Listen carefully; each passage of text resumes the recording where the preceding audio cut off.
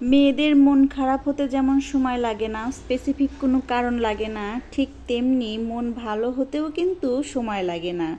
খুব বড় ধরনের বড় কিছু করার প্রয়োজনও হয় না। ছোটোখাটো অনেক বিষয়ই আছে যেগুলো একটু খেয়াল রাখলেই কিন্তু মেয়েদের মন ভালো হয়ে যায়।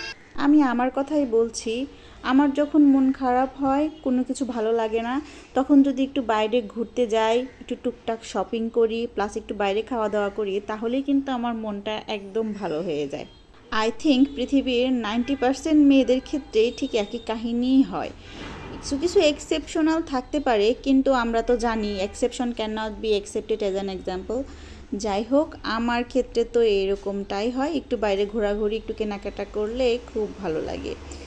আগে যেমন হতো, শপিং করতে গেলে দেখতাম যে জুয়েলারি বা কসমেটিক্স এগুলোর প্রতি অ্যাট্রাকশন থাকতো, কিন্তু ইদানিং শপিং করতে গেলেই কেন জানি গ্রসারি আইটেম প্লাস সংসারের যে টুকটাক জিনিসপত্র সেগুলো কিনতেই বেশি ভালো লাগে। সেগুলো কিনলেই মনে হয় যে খুব শান্তি শান্তি লাগছে। আই থিঙ্ক সব মেয়েদের ক্ষেত্রেই এরকম হয়। বিয়ের আগে এক ভাব, বিয়ের পরে অন্য রকম। বিয়ের পরে যখন একটা সংসার লাইফে যাওয়া হয়, তখন দেখা যায় যে মানে আনুষঙ্গিক অন্য জিনিসপত্রের চাইতে সাংসারিক জিনিসপত্রের প্রতি বেশি অ্যাট্রাকশন থাকে। আর এটা তো মেয়েদের বাই ডিফল্ট জন্মগত বৈশিষ্ট্য।